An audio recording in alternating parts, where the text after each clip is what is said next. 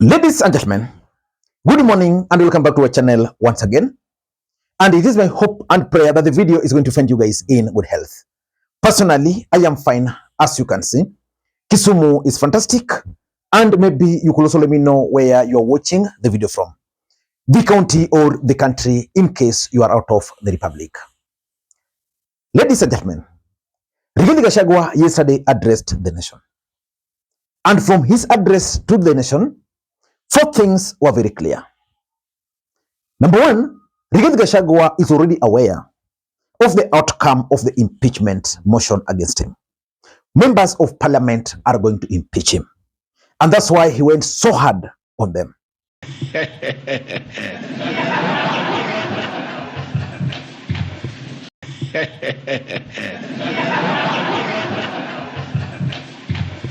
Number 2, Rigathi Gachagua decided to address the nation because he wanted to prosecute his case in the court of the public opinion.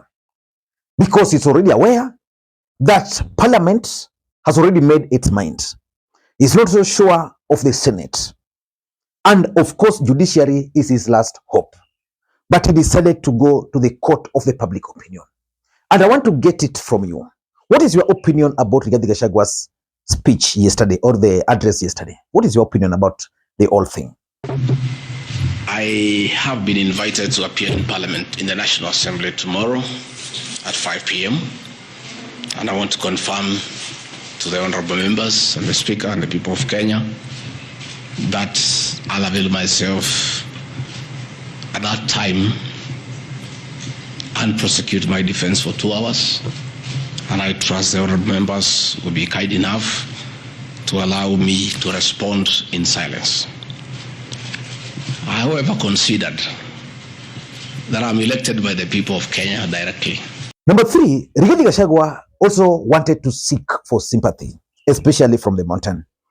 And from the tone of his speech, from the way he addressed the issues, the answers he gave, it is clear that he wanted to seek for sympathy.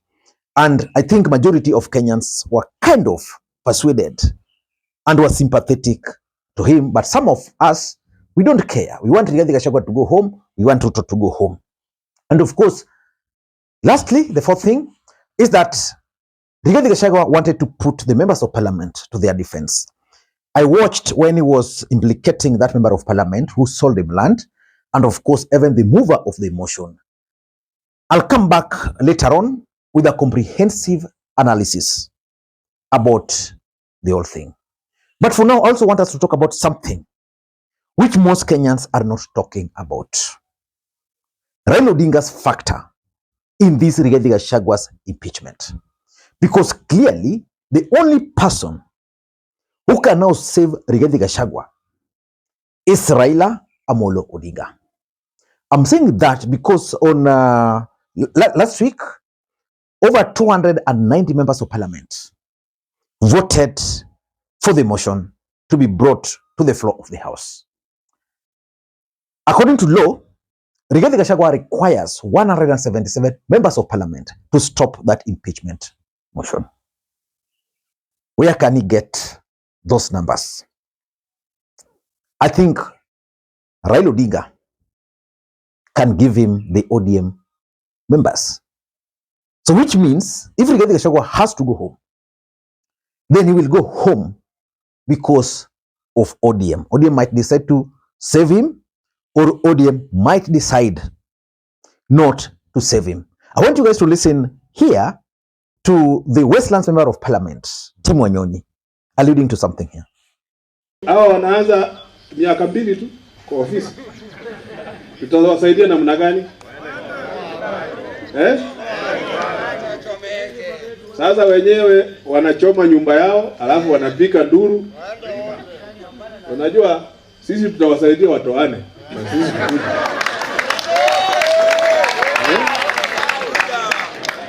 si wenyewe wamesema. Sasa sisi tutaingia hapo tuongeze numbers, tutasema enda nyumbani. So in this video, I want us to figure out Raila Odinga's factor in this impeachment process. But before we do that, for those who are watching this channel for the first time, please take a second or two Click that subscribe button so that next time we produce a video like this, YouTube will automatically notify you. And to the subscribers, I want to continue thanking you guys for your continued support. Because without that support, this channel cannot be where it is. Ladies and gentlemen, without any further ado, allow me to dive in. But again, before I dive in, allow me to also take this opportunity to thank the following people. You are seeing their names on the screen there for the coffee they sent to me earlier. It goes a long way in supporting this channel. You can also do the same using the numbers you are seeing on your screen. Ladies and gentlemen, let us dive in. Why do I strongly believe that Raila Odinga is a major factor in this impeachment process? Sometimes last week, some members of parliament from Murang'a addressed the media. And in their address, they kind of blamed Raila Odinga for Rigathi Gachagua's impeachment. It backfired on them. Because I remember Millie Odhiambo stating very clearly that for her, she had decided not to vote. But after the members of parliament blamed Raila Odinga for this impeachment, she decided to vote. The members of parliament from the mountain wanted to revive the anti-Raila Odinga sentiments in the mountain. It didn't work. But for me, Raila Odinga as a factor is coming in this impeachment process in the following manner. Number one, the handshake, which has led now to the broad-based government.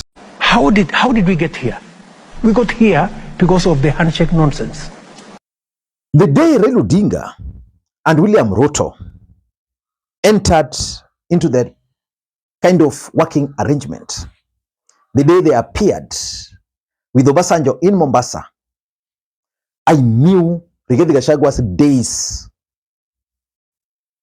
in Kenya Kwanza were numbered. So even if Rigathi Gachagua was not going to be impeached, his value reduced. Why? Rigathi Gachagua was appointed as the Deputy President of the Republic of Kenya to serve one purpose: deal with Uhuru Kenyatta by doing one thing, igniting the Raila phobia in the mountain. Once Ruto and Raila started working together, Raila phobia in the mountain became irrelevant. And that's how Rigathi Gachagua became irrelevant. So that is the first factor which has led now to this impeachment. I'm 100% sure that if Raila Odinga was still in opposition, Rigathi Gachagua today would still be very powerful in William Ruto's corner. So that's number one. Number two is the Azimio demos. During the Azimio demos, forget about the Gen Z demos. Before the Gen Z demos, we had the Azimio demonstrations. At some point, Raila Odinga was almost getting eliminated. In fact, according to sources, that was the plan. And on that particular day, William Ruto was out of the country. The person who remained in the country to execute that plan was none other than Rigathi Gachagua. Rigathi Gachagua, ahead of the D-Day for the demos, convened a meeting with the heads of security in the Republic of Kenya, including the former IG, Japhet Koome. On the next day, Rigathi Gachagua woke up at 5 a.m. He would wake up at 5 a.m. He woke up at 5 a.m., went into his office to deal ruthlessly with Azimio. The images of those days, of that particular day, are still fresh on the minds of Kenyans. Raila Odinga was almost eliminated. Raila Odinga became annoyed. Raila Odinga supporters became annoyed.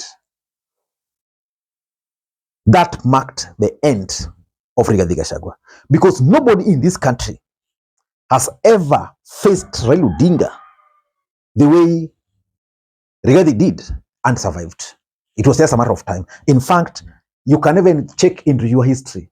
those Kikuyu musicians who sang against Raila Odinga, especially who wished him death. All of them. That's how powerful Raila Odinga is. That's why Raila Odinga is called Agwambo. And listening to Raila Odinga on that particular day. It is a very unfortunate situation that we find ourselves in, because we did not provoke anybody. And we were just driving out from Kamkunji, and we actually stated our destination, which we said it was going to be a very peaceful procession, and that nobody should touch any business, no destruction of property at all. And we moved.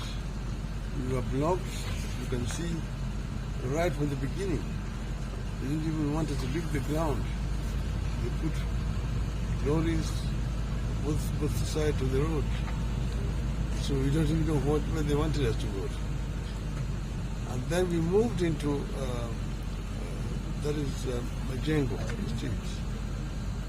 We wanted to come out through Rofani, then into Kigomba, so that we could actually come through the train markets and get on Celestine Avenue.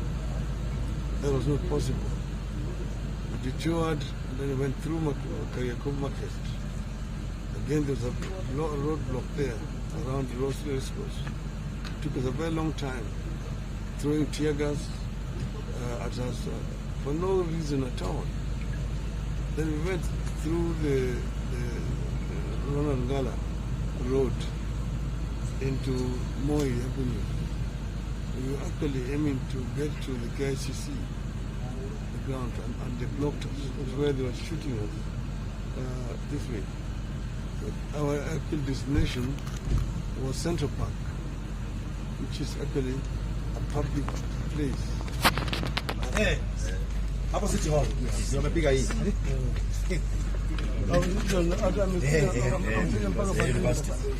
This was life.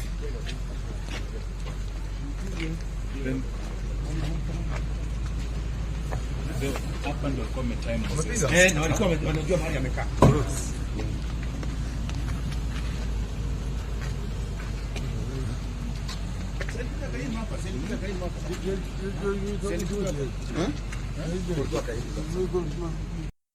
Number 3 is the shareholding politics.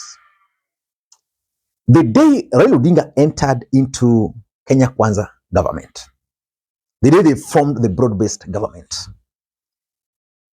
the shares, of course, the value of Rigathi Gachagua went down, and of course, majority of Kenya Kwanza leaders. But Raila Odinga also got some shares in that government. If you listened to one of the accusations, Rigathi Gachagua is being accused of advancing shareholding politics. Yesterday, Rigathi Gachagua addressed the issue of the shares. He was very clear on that they agreed, if we take the presidency, this will go this way, this will go this way, this will go this way. He was also very clear that Amason Kingi negotiated for himself. Yeah. So the day Raila Odinga entered into that government, the shares reduced. So Rigathi Gachagua was opposing that. He had to go. He had to go. And lastly, the game of numbers.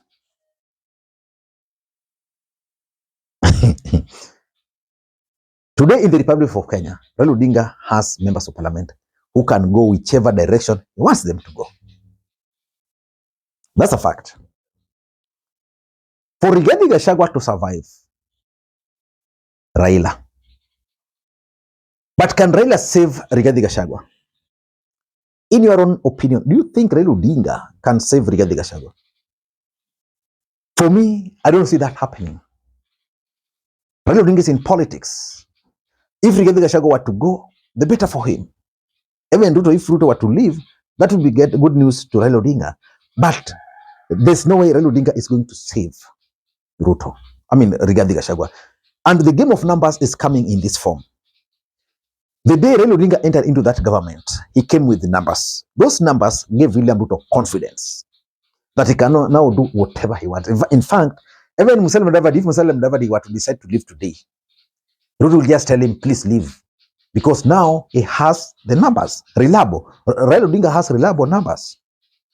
I don't know what you think, but for me, Raila is a big factor in this impeachment process. He might not necessarily be directly involved, but his numbers will either send Rigathi home or save him. But I think ODM will send Rigathi home because when they were pending their signatures, all members of parliament, especially from the Luo Nation,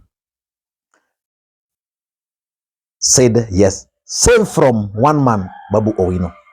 And Babu Owino did not vote because of the political environment of Nairobi. Ladies and gentlemen, until next time, this is Lee Makwiny. Bye-bye.